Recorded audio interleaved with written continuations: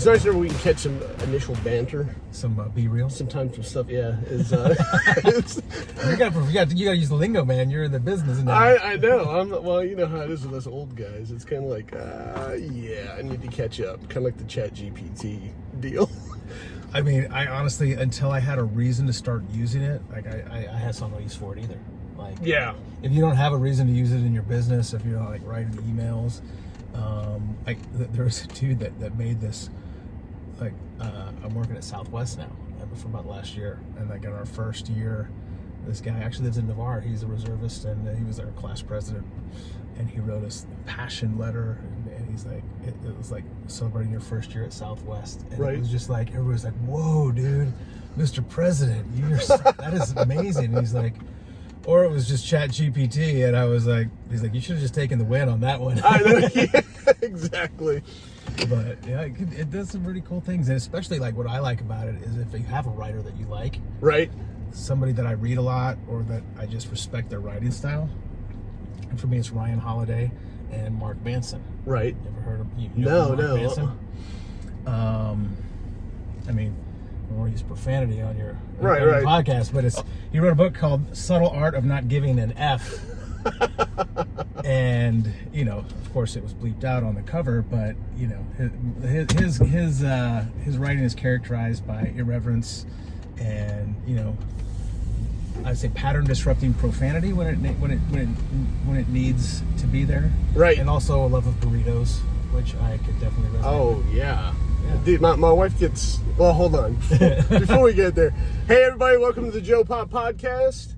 So glad to have you guys on board. Today, I've got a guy that I flew with back in, we were trying to figure out the math, maybe 2016 time frame, 15 to 16. Yeah. Nathan Hansen. So, first name was always either your call sign, right? It was Sir or Lieutenant Colonel. What do you guys call you? Is it Nate? Is it Nathan? Yeah, Nathan. I mean, I introduced myself as Nathan because that's like my Christian name. Okay. And but my wife calls me Nate. Okay. My friends from college call me Nate. My friends that I flew with call me Gizmo. That's right. I could not remember your call sign. And how? Okay. So let's. Hey, real quick. Once again, guys, I think this is episode 16. I kept on messing up the darn episode, so it's kind of like, dude, let me not go down this road. And am I going the wrong way to get out of here? You are. It is a little bit of a maze, but you're going the right way. Okay, that works. So, yeah. So anyway, how'd you get the call sign Gizmo? And then we'll get hot on your history. Well, I don't know if it's. This is, you want to keep this safe for youth and children and all that. I'm just kidding. It's not that. But it's funny is because you never like unless you get named Maverick or Iceman. Your first call sign, you're kind of like, I don't know. Is that fit me? I didn't. I know lots of people that have dogs and cats named Gizmo. Right. But the more I especially looking back. You get to this middle age and you kind of do a lot of reflection and you discover things about yourself that may have been mysteries to you up until now. And I just realized that Gizmo was a very fitting name for me, and I didn't even realize it until I was 50 years old. But it's from Gremlins. Yeah. Right? Yeah. So for all you guys that are this is a movie from back in the 80s. So if you don't know what it is, look it up, Google it. So yeah, Google it. Gremlins. It was the original. So Gizmo was the name of this cute little furry creature called a Mogwai, but you had rules when you were in possession of the Mogwai, or else bad things would happen. Right. Right. So anyway, I was the cute, cuddly little, also spotted. I have a birthmark right here. Can you notice? But no, I never. Nobody ever notices it. But, and so I was just bringing it out, but that might have had something to do with it. Oh, he's got spots too, and fighter pilots would never make fun of anybody's physical deformities or shortcomings in any way, right? Of course not. We would never do such a thing.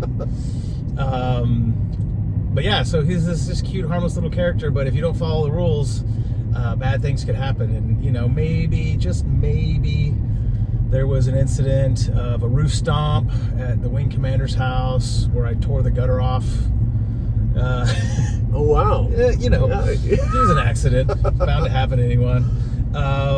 You know, the stories just kind of grew. Like, there were small stories, but as they grow in the bar and gain a little bit of showmanship with them, it turns into like, hey, you can't, goes to B-52 weapons school support and gets gunned by the rear gunner of a B-52.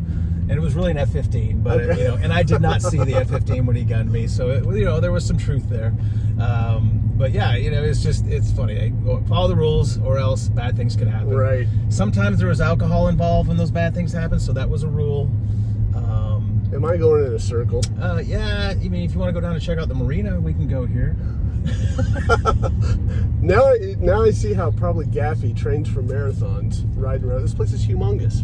I've never been in here before. Yeah, he runs this main road. I think he comes in at Blue Water and then leaves at Bay Boulevard. Okay. Back there. So do we need to head back the other way to get out? Yeah, you want to get U-turn if you actually want to exit eventually. Yeah, let's do that. So, all right, man. So I was looking at your bio.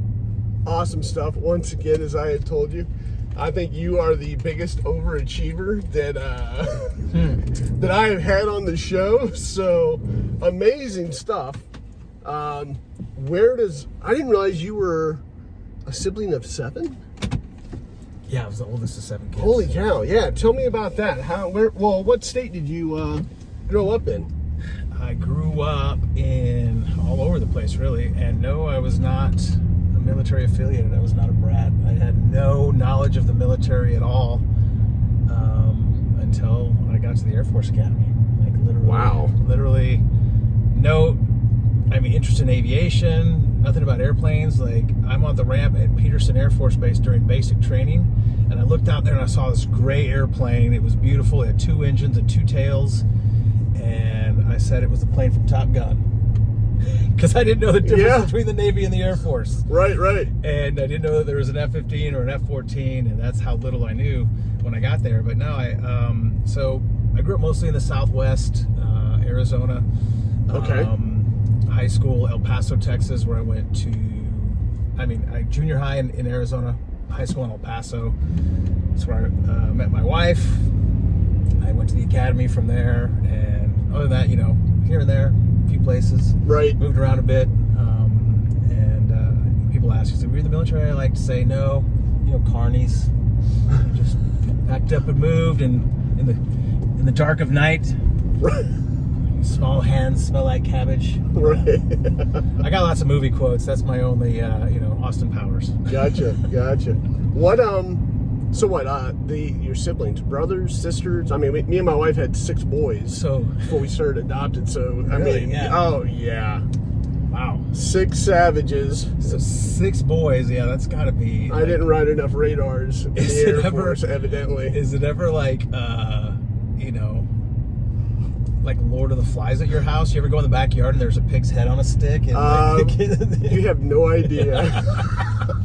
Those are some stories I'll have to, I'll tell you sometime. I can't even imagine. There's some freaking amazing ones. I was an only child. Yeah.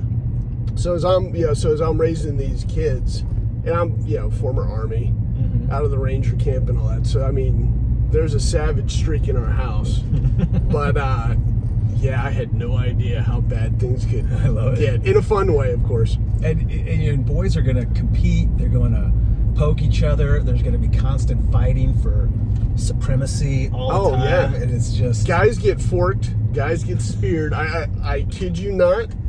And it's like, holy cow. Okay. Man, this is so freaking cool. I wish I had a brother, but yeah. So, I had 4 brothers. So there's 5 boys, 2 girls. Okay. And just when I was just telling you, like, I remember, like, my younger brother now, he's actually bigger than me, and he does, like, marathon kettlebell lifting. Yeah. Wow. And I look, last time I saw him, I was like, dude, what have you been eating? He's gigantic. He looks like he just goes and lifts boulders for fun, and he actually has some guy that he follows in Ireland that's a strength guy that they lift boulders for part of their fitness. Holy cow. So yeah, and I remember I had would get him so riled up, and then I would just hold him by his head right there where his fists are swinging, Right. With a stiff arm, and he's trying to hit you, and just torture him to the point where he lost his mind, and it was fun to see him lose his mind. That's how brothers do one another, right? Right. So I had this flashback to that. But it's funny when you talk about I'm the overachiever, because when I did my change of command speech, when I took over the squadron of the 29th, right, I look back and I said, in my family, I'm the underachiever. Oh, really? I'm, it depends. But my youngest brother, younger than me, he's an anesthesiologist. Okay. He did that through the Army, and now good on him. And Heck yeah. The next younger brother, he got his PhD in economics and education. And the next younger brother he just finished his PhD. He teaches at AFIT.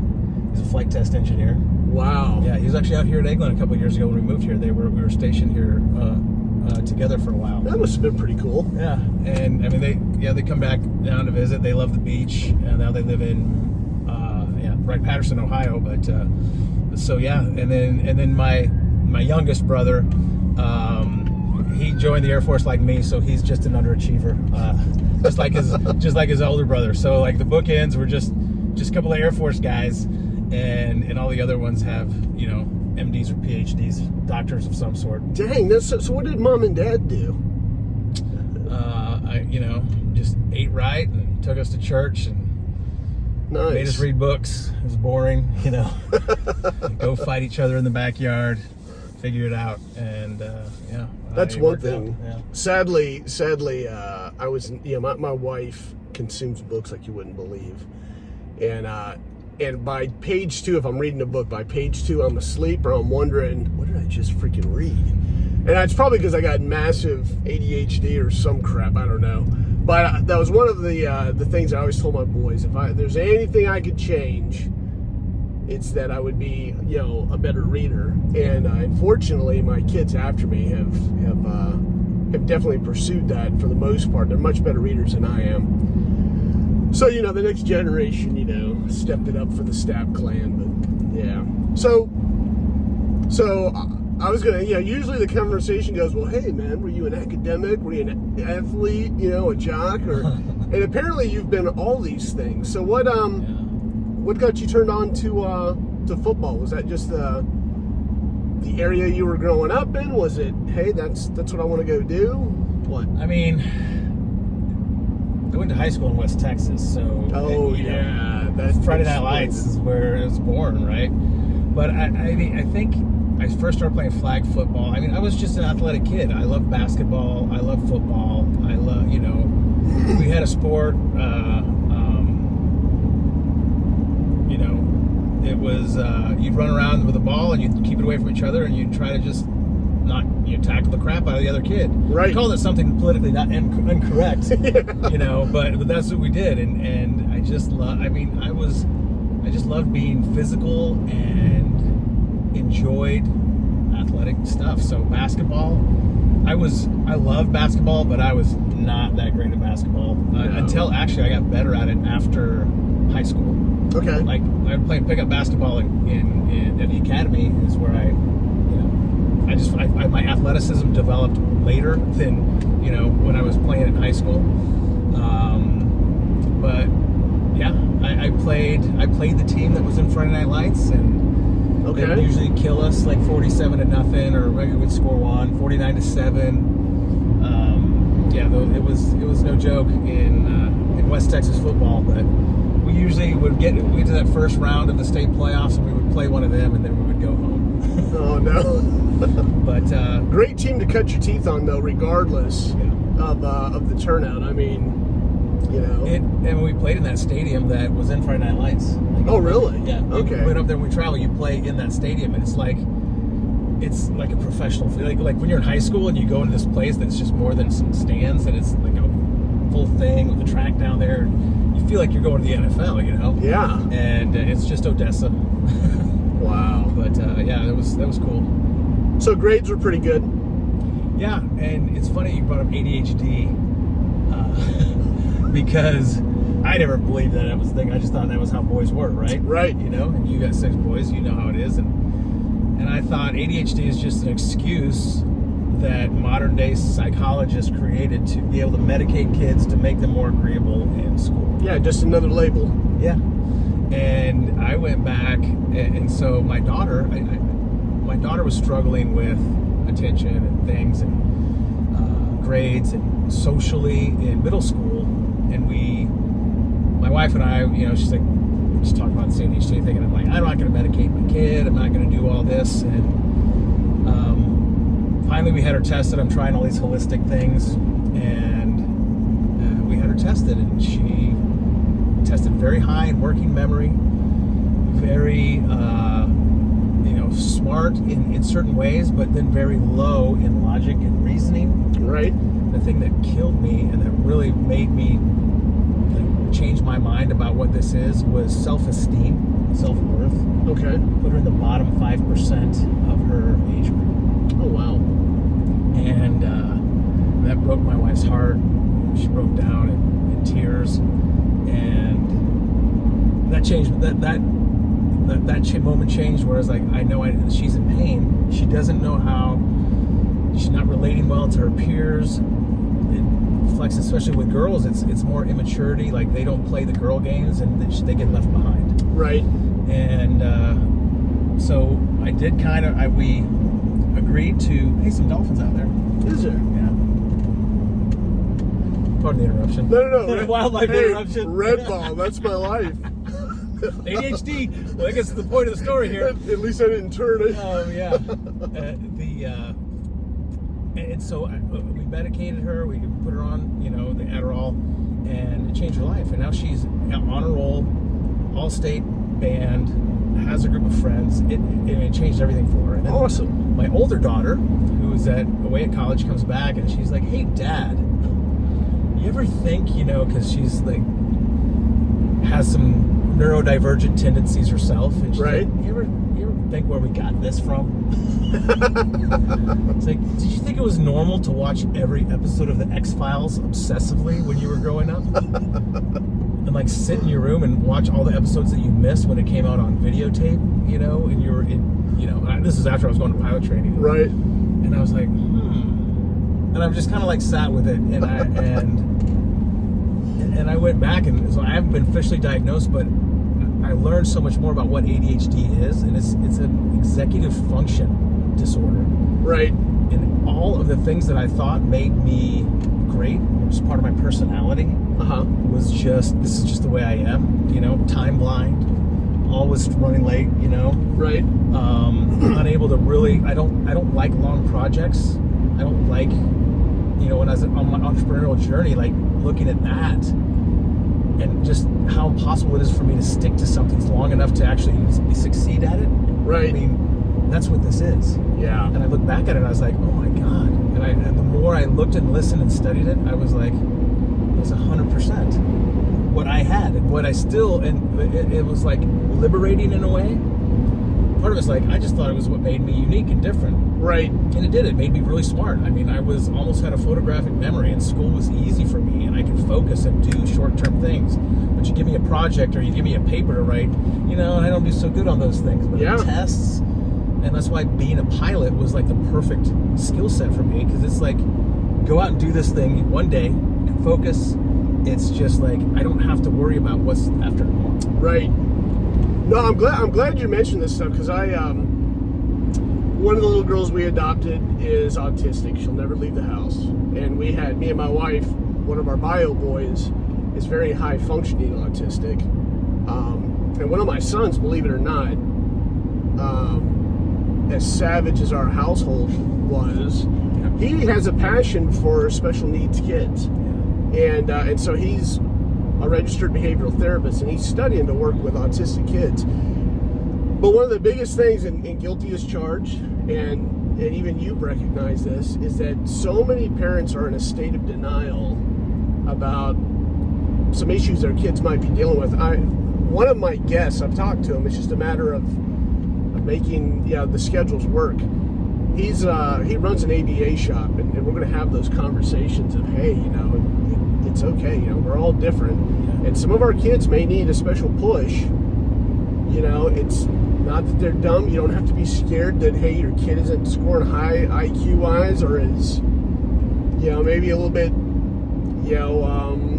not neurotypical. It's okay. And these are the things we need to be aware of to help them grow and to become productive citizens and not grow up being frustrated kids, So I'm glad you said you brought that up.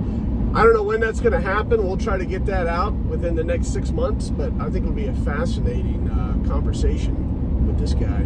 But anyway, to get back on track, Red Ball, Dolphins, I feel like this is going to be the theme here. And one thing I wanted to bring up about your son,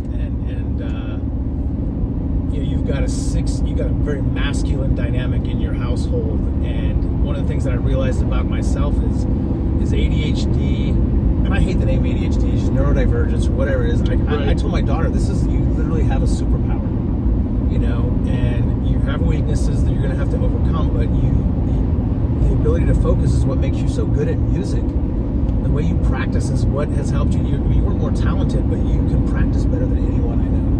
Yeah, that's amazing. And it's a superpower, and just look at it as part of your heroic identity, and what, how are you going to use this for good in the world? Right. And also the emotions. Like, emotions are very, very, which is why the name Gizmo for me. I mean, I could be a little rage monster. I mean, I have a lot of anger, and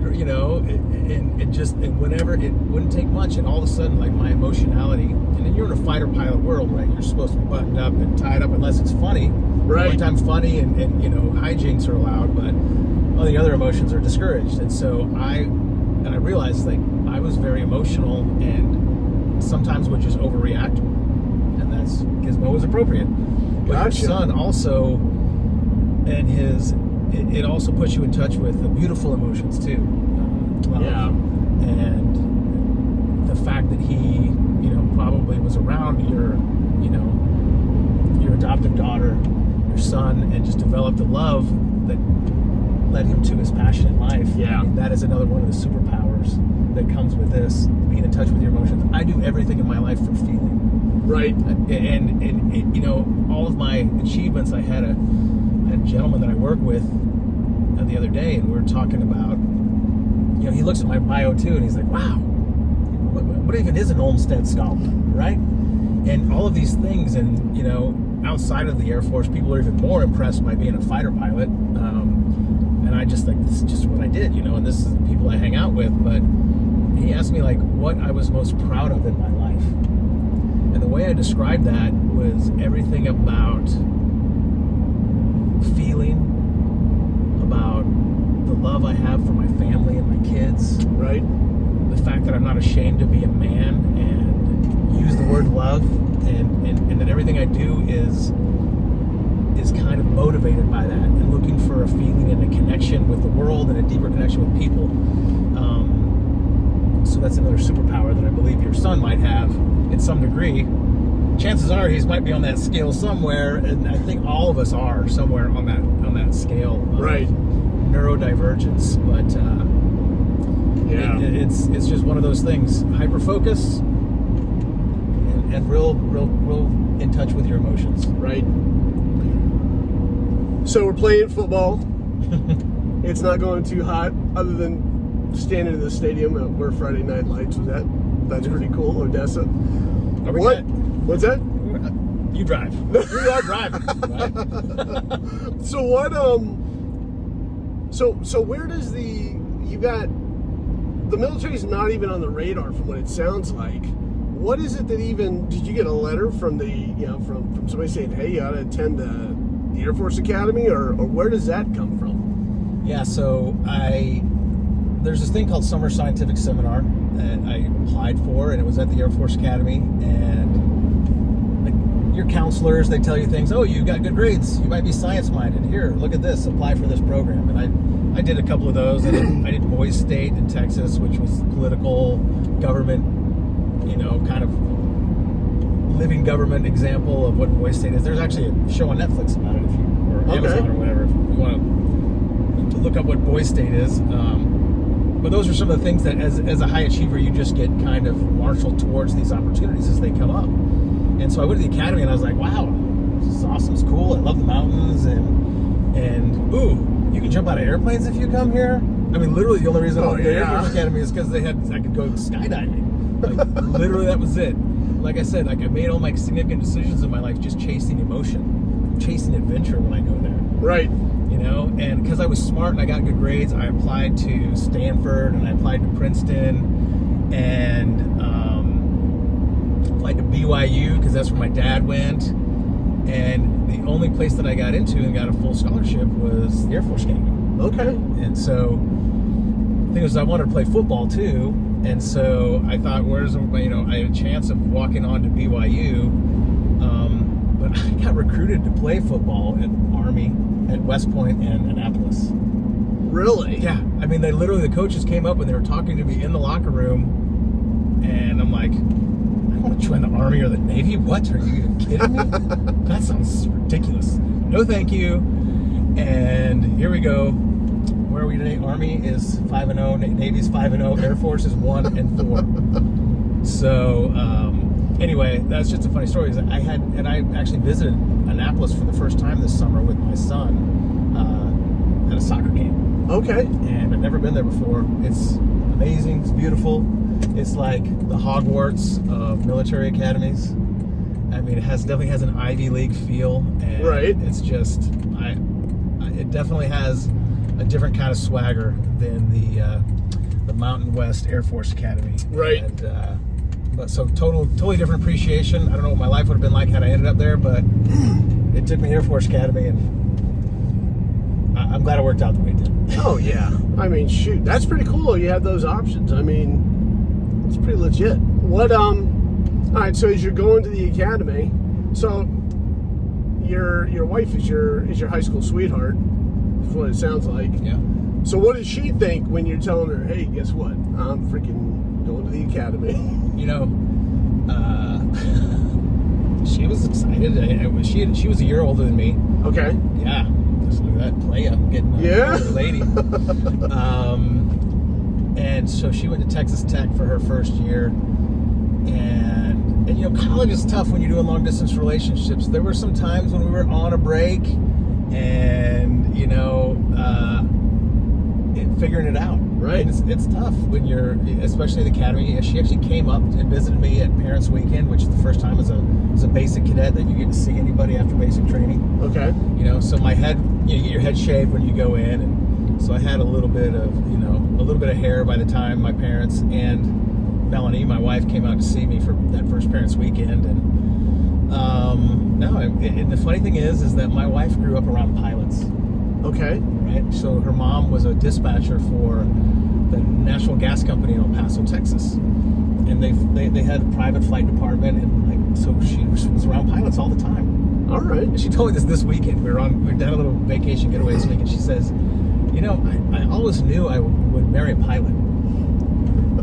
And I'm like, how did you know this? It's like they seemed put together. They knew what they were doing. They were kind of responsible, employed, which was like the polar opposite of my father.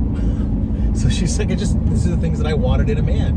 And I was like, and yet you ended up with me, and I was not anywhere near becoming a pilot when we did, but I ended up there, and so I was like, maybe you actually made this happen somehow. I don't know. So, yeah, this cat's got potential. Yeah, I might want to hang out. So you're going to the academy, joining the jump team, as I read, right? Yeah. Okay. So at what point do you finally decide, hey, yeah, I want to go ahead and pursue this pilot thing? So it's funny. Another funny story is like I knew nothing about aviation. Never been to an air show growing up. Like most kids go to an air show, they fall in love with aviation. It's like I never had that. Come on, Top Gun. I saw Top Gun. I loved it. Yeah, I mean, shoot. I've seen Top Gun at least 69 times. You know what? My mom used to get so mad. I had that freaking movie down pat in my head, and I could repeat the script verbatim. Without a doubt. Yeah. I mean, holy cow. You know, Top Gun quotes, when dropped into basic conversation, especially in a fighter squadron, is a sign of supreme mastery. Gotcha. You know, in fact, yeah, I could go on, and so But the funny thing is like during basic training, actually it was out there when I saw that F-15 that I misidentified as an F-14. We were going out there to get a flight in a 737, which was the T-43. Okay. They used it to train navigators. And so it's basically a big open thing, but they have little navigator tables. They have a sextant up top so you can actually shoot celestial navigation. Oh, wow. From, they have those in like C-130s and stuff. But like if you lose all things, you can actually navigate by the stars. You know what? Now that you mentioned that, I remember up at Duke, way back in the, I couldn't tell you when it was. I remember seeing a sextant in the it's there. Dang. It's the old school sailor way of navigating. You can go in an airplane. But so we get this T-43 ride, and it's like, get in an airplane. You're at the Air Force Academy, a basic cadet. You're going to go in an airplane. And so we're there, and we look, and then we go up to the cockpit. Everybody gets a chance to go up to the cockpit and meet the pilots. And I walk in, and we're just flying back and forth, north-south, up the front range of the Rocky Mountains, And the guy's like reading a newspaper. They go, hey guys, how you doing? Plane's on autopilot, he's not doing a thing. And I just looked up there, and as an 18-year-old kid, I'm like, this is about the stupidest thing I've ever seen. You're literally reading a newspaper, dude. And so I wanted nothing to do with being a pilot. Okay. And I shared that at the table with my air officer commanding, who's the officer in charge of your squadron of 40 or so cadets, different classes. Everybody has an officer in charge, right? Right. And our air officer commanding was Major John A. Wida, who would go on to become the commandant of cadets at the Air Force Academy, Brigadier General Wida. Okay. But he was a Thunderbird. He had just come from being a Thunderbird. Oh, wow. Yeah. And so there was, he was a little bit of a point of humor because he came in and he was going to change things, and he was big, just had the face of a Thunderbird. He just looked like a hero. He looked like Captain America. Right. But he got promoted to Major when he was there, so he would be Major America in all the pictures we have in like the cadet funny comic newsletter. And I told him at the table, he's like, hey, what do you guys want to do? And I said, I don't want to be a pilot. It looks dumb. And so he's like, maybe you should come into my office and we'll have a conversation later. And, he kind of explained to me the difference between fighters and transport and cargo. And I was like, okay, I'll keep an open mind for a while. And then I joined the jump team eventually. I got to go to air shows. I got to touch F-16s and F-15s and F-111s. And I was like, okay, this looks pretty cool. This looks a little adventurous. I'll try it out. I got an F-15 ride my senior year out at Tyndall, just down the road here. Yeah. And it was actually a 2v2 radar intercept ride. So it's a benign ride. They're looking at the radar and you're just flying around. You don't see anything. And he's looking at everything that's in the radar. They're talking on the radio and I don't know. I'm just sitting in the back looking out the window. It's like, okay. And then all of a sudden, we're just flying along. All of a sudden, we're upside down, and I look straight up, and there's a plane down there, and we pull down there, and he points at the plane, and he kills him, and then we go, and I'm like, that was the coolest thing I've ever seen. I was like, I think I want to do this. Nice. And so I was hooked. But I didn't want to fly F-15s. I wanted to fly F-16s because they were sexier. This is a cool looking jet. Remember, I don't know, how old are you? 52 next month. Okay, so remember old Iron Eagle? Yeah. Doug Masters. Yeah. And Chappie, right? That was, it was Chappie, wasn't it? Oh, Lou Gossett Jr.? Yeah, Lou Gossett Jr. There it is. So, I always thought the freaking F-16s were pretty cool looking compared to the F-15s. So, all right, so you get up there and you get a choice of your platform. How does that work? Yeah, in pilot training, everything is order merit based. Okay. Right? And so you go through T-37s the first 6 months, and then everybody picks like what track you're going to go to, whether fighter bomber or tanker transport, different airplanes. Some guys go to fly C-130s. They go down to Little Rock. I don't know. It's a Navy place, and then they go to Little Rock. Oh, gotcha. Okay. But something, and then some guys we had Navy guys in our class. And so they had their own things, whether they got the fighter track or the tanker track. And some guys went to helicopters. Okay. So all of that was available, and I just knew I wanted to go fighter bomber. So top 7 got fighter bomber track, and so that's where I went. And then it's another track select again to rack and stack and who gets chance to pick, and you're picking with all the other bases too. So, like if you're the number one guy, you're probably going to get your first choice. And I mean, I wanted to be the number one guy only so I could say that I picked an F16 over an F15.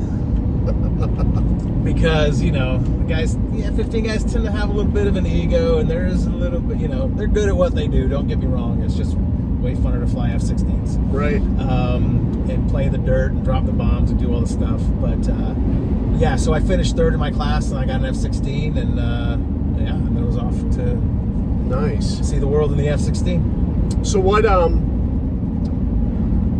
So at what point during this stretch did you end up getting married? Funny enough, right around the time halfway through pilot training. Oh, okay. So I went to Reese Air Force Base, and I was in the last class to go through Reese Air Force Base. Reese, okay. Yeah, so you didn't know it was a place. Where the flip is Reese? Lubbock, Texas. Oh, okay. Yeah, my family's from Lubbock. Yeah, okay. So I actually flew, I did a Southwest flight just a month or two ago into Lubbock for the first time in a 737, landed at the airport, and I did a little announcement on the PA just saying, hey, this is where my aviation career was born, right down the road at Reese Air Force Base. I was in the last class to go through, and it's great to be back. And congratulations to the Red Raiders pulling off a win over Abilene Christian 52-51 last night.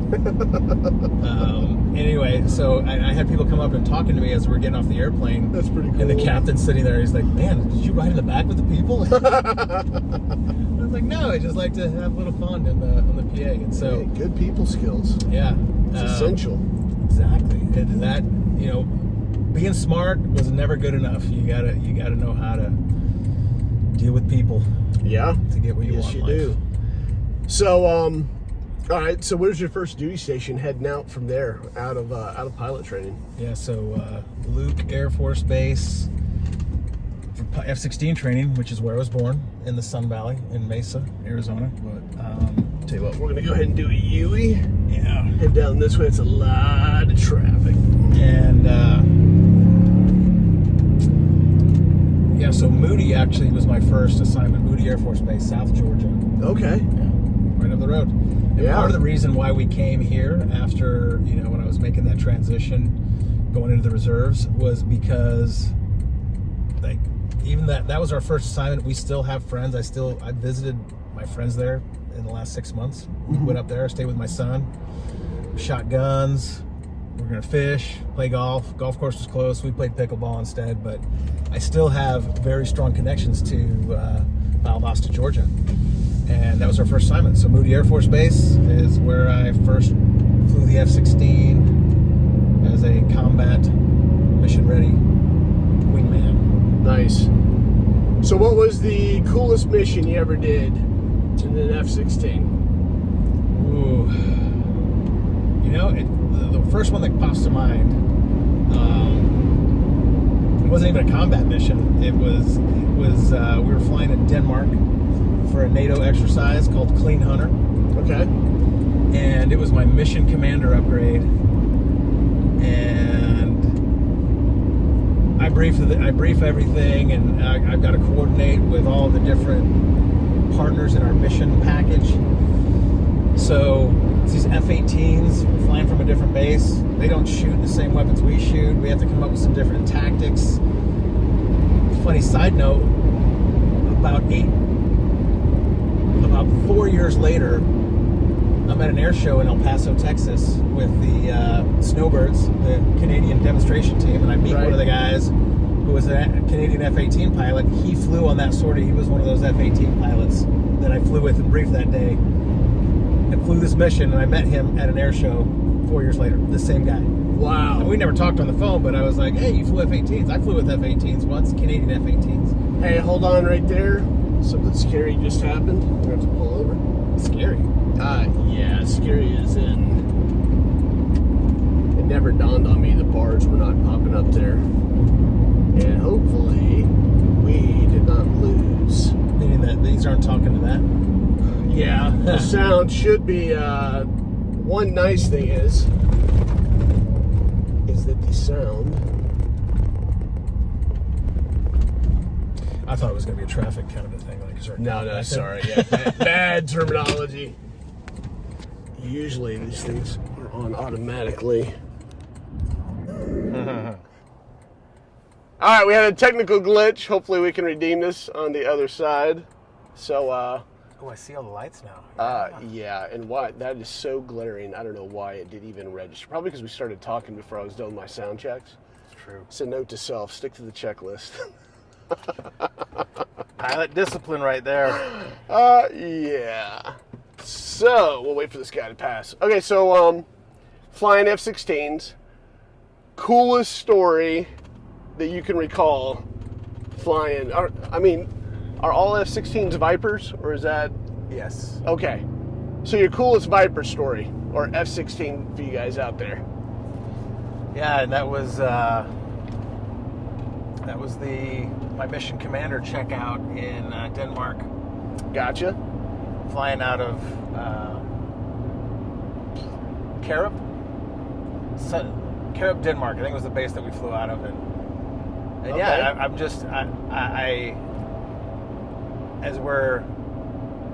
have to coordinate with all these different assets, different nationalities. For example, Canadian F-18s that don't shoot AIM-120 missiles; they shoot AIM-7 missiles. I won't get into the technical details of this, but it requires different tactics. Okay. Like, they have to support their radar missiles till they impact the target. We can support our missiles until a point, and then we can abort, and they'll fly the rest of the way there when they auto-track the target. Gotcha. So Same as like fire and forget. Yeah, it's fire and forget to a point, but you can leave the radar, or you can guide it all the way in, but it gives you the ability to call snippet and then turn around and run away while the missile impacts the adversary. Okay. Definitely a huge advantage in air-to-air combat. I don't know, it's been like 20 years now, so there's probably more advanced stuff going on, but I haven't kept up with current events. But the F-18s can't do that, so we have to create some different tactics and how we're going to go do this, because we're definitely going to have air-to-air adversaries. They ended up being F-4s we're flying over the Netherlands. Right. And, you know, it was just cool. Like, I'm here, I'm leading this package of whatever, maybe 16 aircraft. It wasn't a huge, you know, sometimes they'll be up to 30 when we do big red flag exercises. Really? Right? Yeah. I think that's pretty legit, man. I never thought that many aircraft. I figured like maybe, and my aircrew days were from doing RPAs. That was it. I've always been a ground guy. So 16, but upwards of 30. Yeah, I mean, because you'll have multiple strike packages embedded. You'll have air-to-air, maybe up to 8 or 12. So 4 ships of air-to-air. Okay. And so they'll go out and they'll clear the lane from any adversaries, which is the funnest part. You get to do that, and then the strike packages roll through. So you're mostly just coordinating everything. You're leading the air-to-air package. You're making sure the strike happens. You're making sure that your electronic countermeasures happen at the same time. You're deconflicting any surface-to-air threats and things that are going in from, trying to lay down any suppression of enemy air defenses going out there. Right. All of this you coordinate. So most of it happens in the briefing and the planning. Right. And then you're just out there. Execution is like, if everything happens, I don't have to do much except make sure that it happened. Right. And I get to do my own fight. And we go out there and we fight our air-to-air, and we do our things as a flight to defend the strikers, which for us was F-4s over Denmark and the Netherlands. And I go down and we egress, go down low. We're like at 500 feet, and I'm like looking at these windmills all over the place, and they're like, oh, it really is windmills and dikes in Holland. 500 feet. Yeah. That's pretty. In Europe, when you do, I mean, it's like 500 feet everywhere. I mean, wow. Different countries, different rules, but back then it was pretty much, yeah. Wow.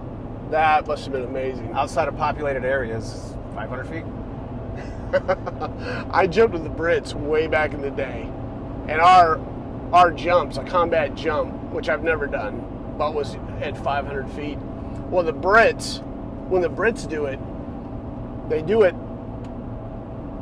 it, I think it's under 500 feet, but they don't wear reserves. Just fun fact.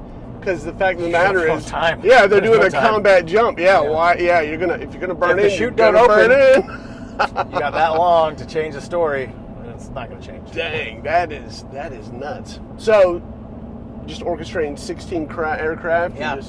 Go and do that. There was a submarine involved out there because there was also a search and rescue element involving a submarine that we happened to fly. We knew this was going to be brief, but it's going to be going on during our exercise. All these different countries doing different training. And we actually flew over it, and I'm like, oh, hey, there's a submarine over there with a helicopter floating over it. And, I didn't know that we were going to see it, but we saw it. Wow, that's pretty cool. It's over the North Sea, and it's just doing that in Europe with a bunch of NATO allies was just a blast. Yeah, it's amazing when you think about how extensive these operations can get. Yeah, all the different moving parts. Some that you may or may not be privy to. It's just phenomenal. Yeah, and then, I'm doing this since I'm not even 30 years old yet, right? And Isn't that nuts? Yeah, you're crazy. What you were given the responsibility to do, and then when you get older and older, and you see what's going on behind the curtain, where the wizard lives. Yeah. And you see all the other things that are going on behind the stories, behind the scenes, the special ops. Like, we got to be in the special ops and kind of see all of the things that go on the ground. And as you get older and progress in your rank and responsibility, and getting the whole picture is really a cool part of serving and being at the tip of the spear. So any good JTAC stories? Well, JTAC, yeah, for you guys out there, Joint Terminal Attack. What's the C stand for? Controller, yeah. So the guys are calling in CAS or close air support. Yeah. JTACs and TAC-P, Tactical Air Control Party, would be the other part. And you know that David Goggins was a TAC-P before he went to SEAL training? You know what? Yeah, I heard that. That's pretty freaking cool. So it's funny, if you read his second book, he really gets into his early career, and one of his great influences in his life was, I think it was his grandfather or uncle, but who was an enlisted Air Force member. Okay. And really kind of started to give him some of that discipline that he developed around his physicality. Second book, though, is the first book is just mind-blowing, because you're like, I can't believe he did all these things. Go Wolf. So yeah, panel check.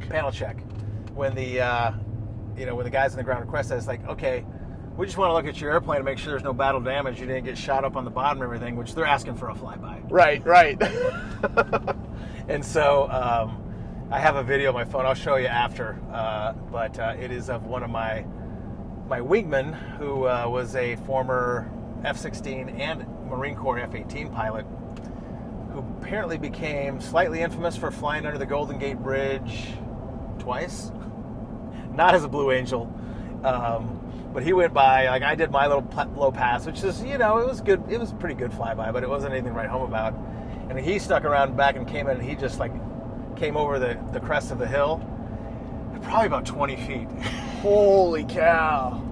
And I have a video of it that one of the JTACs took that was out there on the hill, and he was it was just oh my! I think there was another expletive that was said on the video, and the guy said, I met that guy a couple weeks later at a different training exercise. He's like, yeah, when he flew over, I was like, man, if I had a handful of pebbles and I threw them up in the air like that, it would have gone down the intake and taken out that jet. Wow, that is nuts. So that's one of my fun TAC-P stories. But what do you worst flight, in-flight emergency? What was it?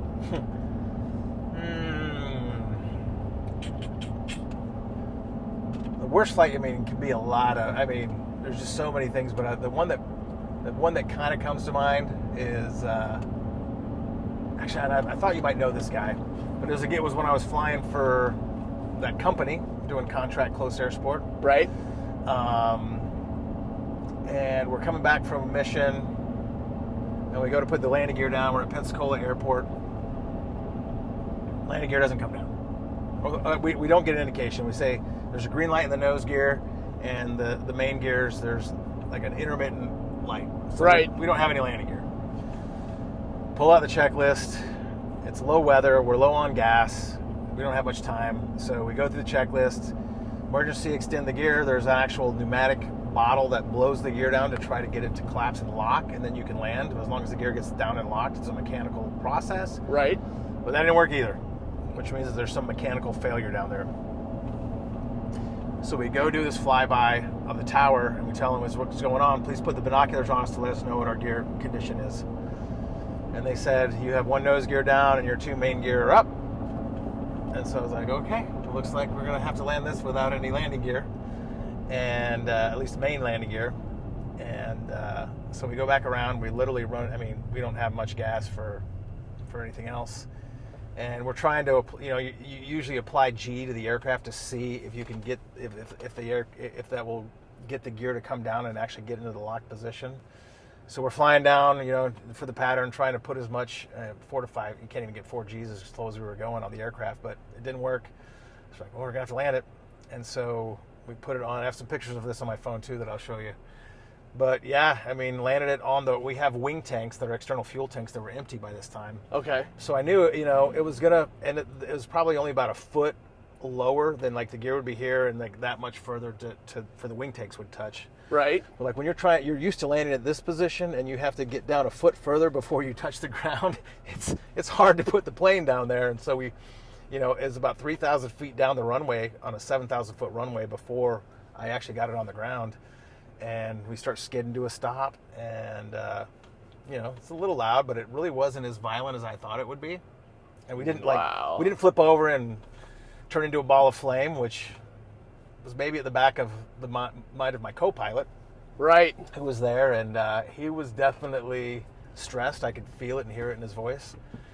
And we come to a stop at about, at the very end, I start to lose control of the airplane, and we start to veer off towards the side of the runway, kind of like we're doing just right now. And there's a taxiway right up there where like that dirt road is, and I told them, I said, hey, just tell Tower we'll exit at taxiway Alpha 2.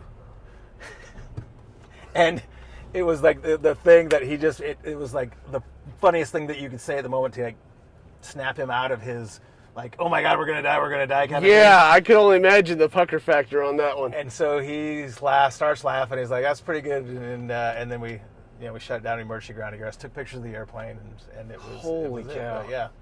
So a gear up landing. It was definitely a mechanical failure of the landing gear, like because of chains and linkage that had a screw had come out. They had it on Jackson, couldn't get the gear down for like 2 weeks.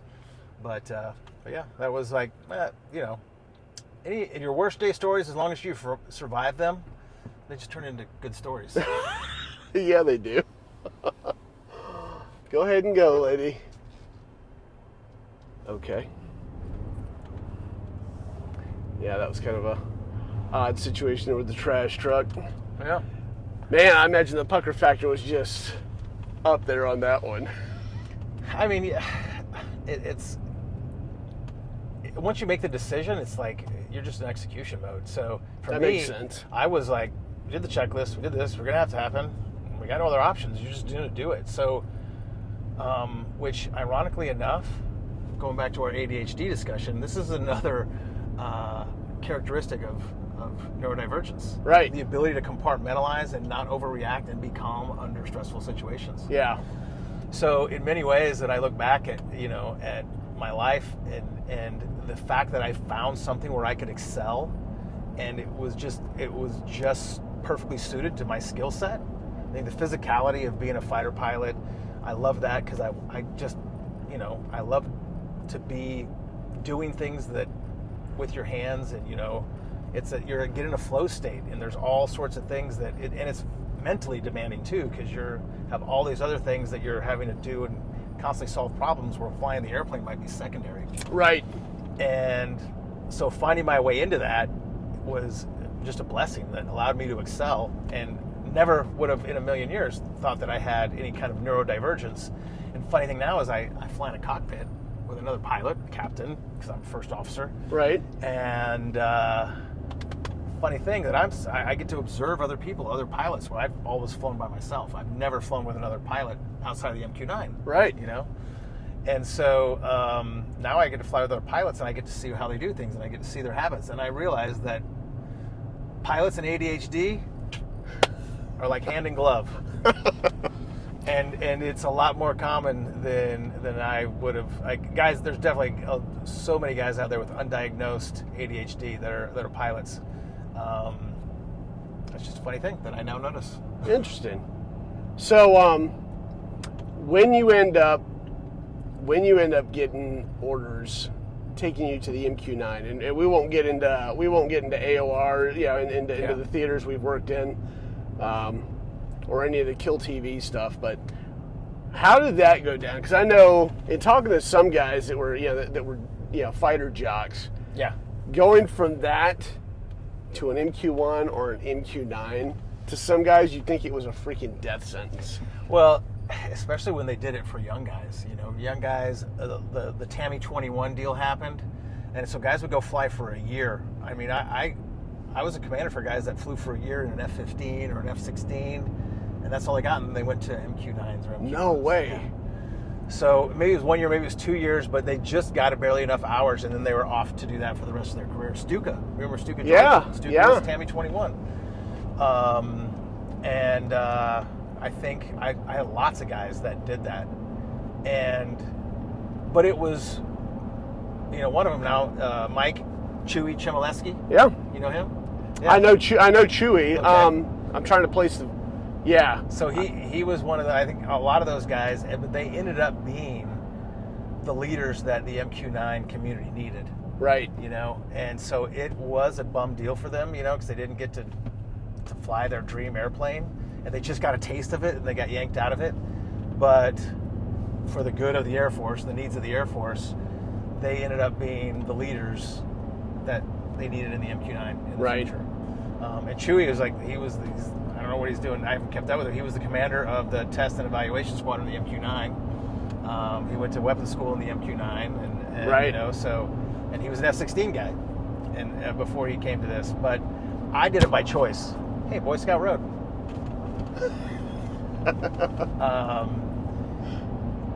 That's the one you pass on the freeway. Oh, that's right. Wait a minute. That's right. You were an Eagle Scout. I was an Eagle Scout. Yeah, I did that. So. Once again, hey. I have a squirrel story I could tell right now, but I'll stick to this one about Boy Scouts. So I did it by choice. Okay. And it was when I came out of my staff job. Is when you're starting to think about, okay, you're going to go be a commander somewhere, and you kind of get drafted or you get hired to come be in somebody's leadership plan. Like you'll be an operations officer, but they want to recruit, they want to hire high quality leaders to be able to take over a squadron when it becomes available. So I'd been trying to get back to the Air Force Academy because the parachute team was a team. It was a flight. It wasn't even part of. It was just a flight. It became a squadron. It grew. They got another airplane. The parachute team became bigger, and the parachute flight became a parachute squadron. And so it was a squadron commander. Billet. And we wanted to keep it so a jump team graduate, a parachute team graduate, so PTWAB, we call them, parachute team, Wings of Blue, is what we call each other. So you're a PTWAB, that means you're on the parachute team. And so we wanted to keep that billet in that squadron commander position always to being somebody who was on the parachute team as a cadet. Right. And so I'd been working on getting that job for like the last 3 years. And just as it was about to become reality, I'm sitting in the group commander's office. I'm looking at the Twin Otter, which is the airplane that the parachute team jumps out of. Right. It's a UV-18B Twin Otter. It's like basically a bush airplane, a twin engine bush airplane. It's amazing. I mean, lands in probably 500 feet if you need to, and they used it up in Canada to go and fly into remote airfields. I would have flown that. I would have jumped out of the airplane. I would have helped train cadets. I would have been responsible for the whole parachute team, and that just would have been awesome. And we could have stayed in Colorado Springs, which my wife loved.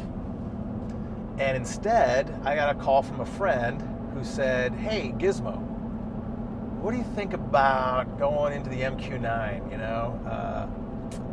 We need some guys down here at Holloman Air Force Base to be in the leadership plan, and I'm just saying." And the job that I'd been doing for the last, if you'd have asked me that 2 years before, I would have been like, "What are you smoking, dude? Yeah. No way. But I'd been doing this intel job for the last 2 years, and it gave me insight into, like you said, as you go up and you see what's really going on behind the scenes. Right. Especially when you get closer to the intelligence capabilities that our country has and all of the stuff that goes on behind the scenes in war fighting. I just really learned how powerful the unmanned mission was, how much of a difference it was making in the global war on terrorism. And at that time, I thought, if I'm going to make an impact or a difference in the Air Force, or be able to be closer to the fight, closer to what's really important, this is where I want to go. Gotcha. Not suiting my own desires to jump out of airplanes and fly that.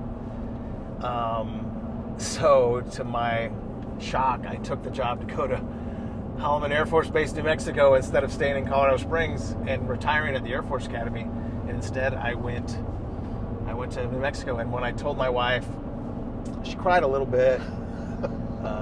She knew Alamogordo because she grew up in El Paso, Texas, so she knew exactly. Oh yeah, just right up the road. Mexico. But it ended up being a great thing for our family. We loved it. We made some of the greatest friends in the world there, and and that's what brought me here. I didn't even realize that you were the commander. Now I'm thinking about it. You were the commander there when I actually went through. Because you were the commander there in 2014? 12 to 14. Yeah. I was actually going through my MQ-9 training with Pusher at that point. Okay. Yeah, we were there at the same time. Holy crap, yeah. I remember Pusher going through. Yep. I think I remember your class farewell up in the bar. Was it the second floor of the 29th at the time? Or was it? Yeah, it was. Yeah. Yep. So it was one of the first classes that graduated, and we had our bar set up in the second floor. And because I remember Pusher specifically, he was at Patrick Air Force Base doing helicopter stuff recently, right? Yeah. Well, that's where he had come out of. Yeah, okay, he came from there. Yeah, and then former Army cat, and then flew rescue with the Pedros, and then came into MQ-9s. Yeah. So awesome guy. But yeah, wow, small world, man. There we go. Isn't it? So once you retire, you jump over to the reserves, when that's where you and me flew together. Did you retire out of the second? Technically, I did because, I just basically kept my reserve status open to allow me the capability to go if I wanted to go the airlines, Yeah. And so I didn't retire, and I just basically, I'm just going to fade away here and keep my reserve options open in case an opportunity comes up for me to get back. Because flying the MQ-9 obviously doesn't count for currency for getting hired by an airline, and I just wanted to keep those options open. Right. And so, yeah, that's kind of what I did, and just, basically use the reserves as my transition, and it took a lot longer than I thought, but now I'm with Southwest. Nice. So, yeah. Good deal. Yeah, it took me 31 years to get a 22-year active duty retirement, but I made it. Yeah. See, I put in all my work up front, so for me it was just for, quality of life and the ability to facilitate my second half career. Nice. So, did you, I'm going to drop a name, Kelly Fowler? Ooh, I do know the name. He used to be out of Pensacola. I think he might have moved on. He was my security forces commander a while back, but he was a pilot, airline pilot, and he got picked up with Southwestern. Awesome freaking guy. Anyway, so you knew you wanted to be a pilot. Did you get picked up with Southwest right away, or was that?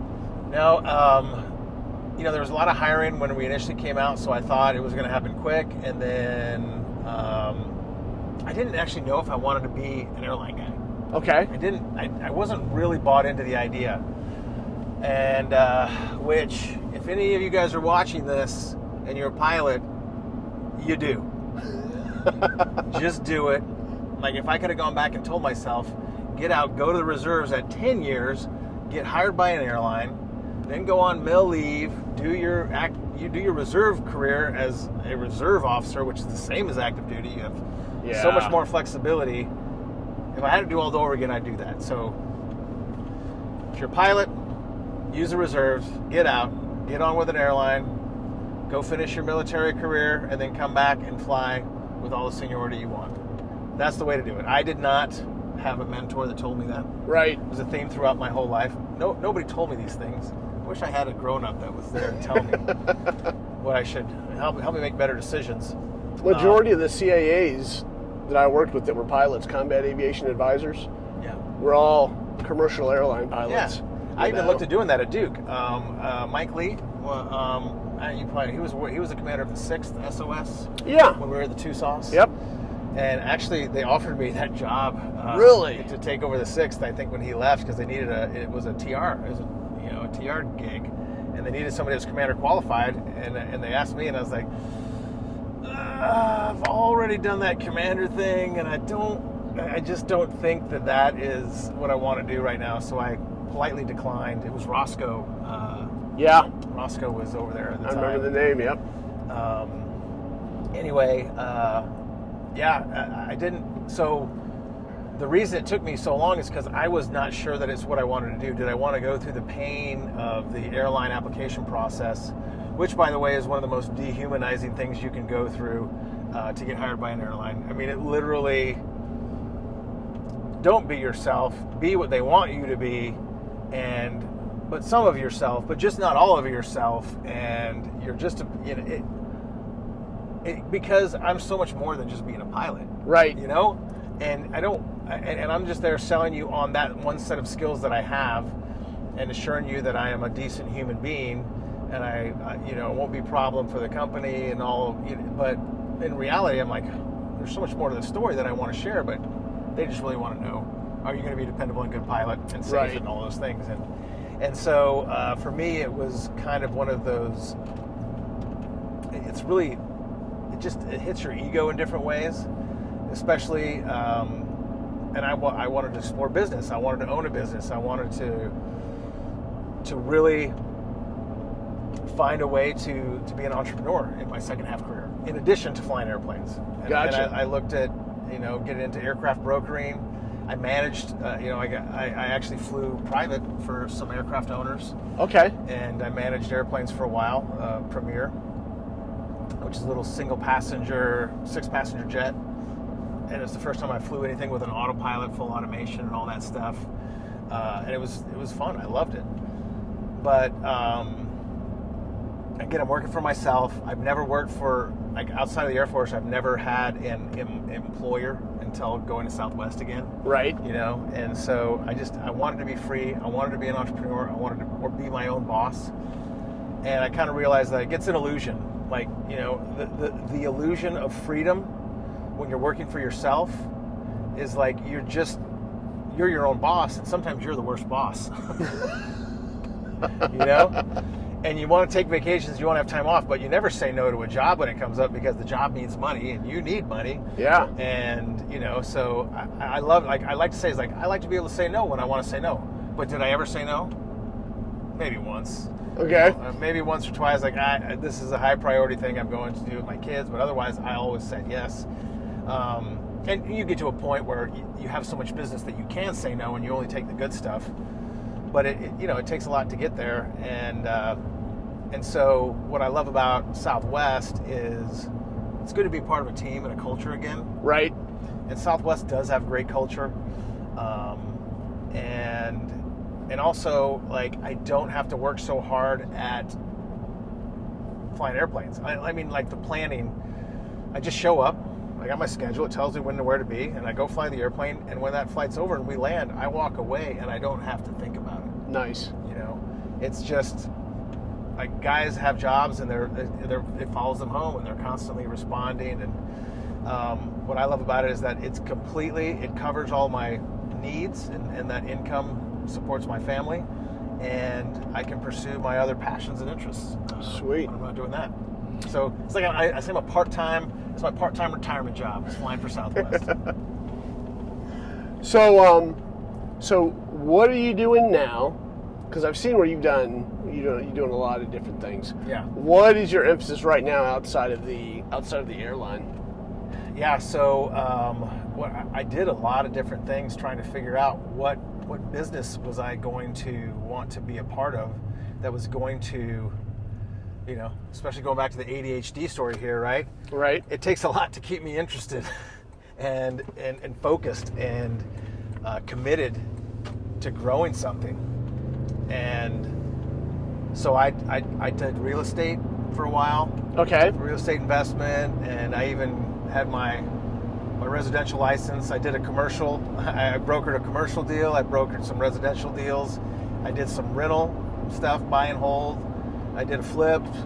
I did, and then when I got some success in that, I was like, is this what I want to do? Is this what I want to create a business out of and make it what I do every day? Right. And every time I got to that point in a business, I asked myself that question, and the answer was,